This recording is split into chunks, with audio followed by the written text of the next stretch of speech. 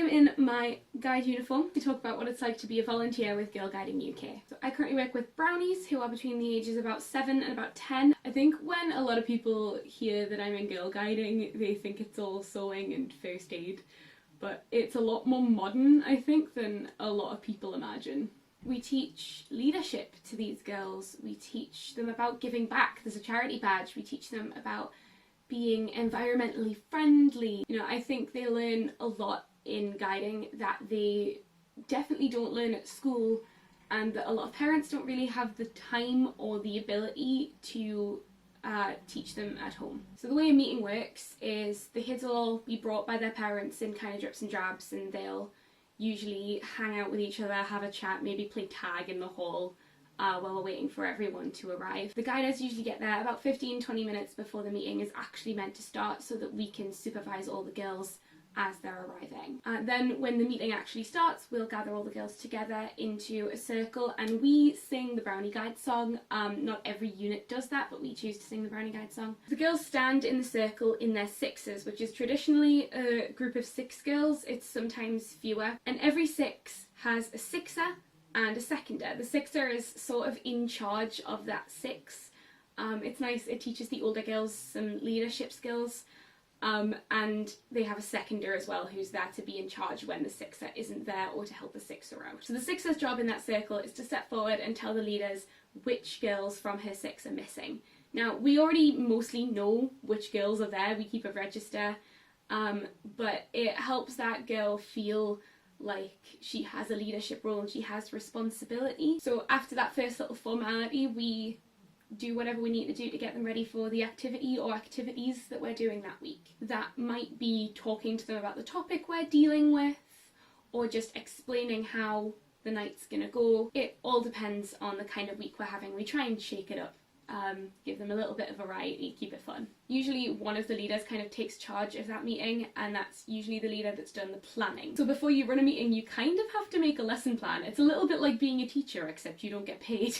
You know, there's a lot that goes into a meeting outside of the hour and a half that we actually spend with the kids. If we have time at the end of the meeting, we'll finish with a game or a song. Songs are usually my job because I'm the musician. Then a lot of units close with brownie bells, but we choose to close with the promise. The promise that I originally made back in, God, it was when I went into senior section, so I was 15 in 2013, was different from the promise that kids make today. In both cases, you make the Girl Guide salute, which is 3 fingers for the 3 leaves of the trefoil, and always with the right hand, which is why when you receive a badge or congratulations from another member of Girl Guiding, you shake with the left hand. And the old promise was, I promise that I will do my best to love my God, to serve my queen and my country, to help other people and to keep the guide law. Now, the only things that have changed are God and country. So it was my God, so anyone in a monotheistic religion could be included in that, but now it's to include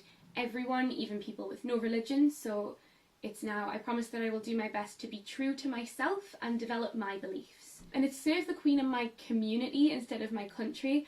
I'm not 100% sure why. There must be a reason they did workshop it with people. I'm not 100% sure why, so I can't speak to it. Still gotta help other people, and you still gotta keep the Brownie Guide Law or the Guide Law. I don't remember what the Guide Law is these days. I think there's a lot of them. But the Brownie Guide Law is a brownie puts others before herself and does a good deed every day, which I think is a really nice message. At the end of the meeting, we also have to make sure that all the kids get home safe, go home with the right adults. We supervise them leaving. And then clear up. So, you know, all up we probably spend 2 hours, maybe just over 2 hours at the actual hall on an hour and a half meeting, and even more time planning. It is not the easiest thing to do, but it's so rewarding. You know, I've watched girls go from the shyest little 7-year-olds to really confident 10-year-olds. I genuinely believe that the work we do in Girl Guiding sends out into the world stronger, happier and more well-rounded women, and that's something that is really important to me, so I'm gonna keep doing it. Okay, thank you for coming to my TED Talk. I'm gonna pick tomorrow's video now. Song. Slowly. This is not one of the random word generator songs. This is a song that I've been working on for a little while that I really want to finish. I've set myself up now because you'll expect this song to be better than the others and I don't know if it will. But thanks for watching and I'll see you tomorrow. Happy VEDIM.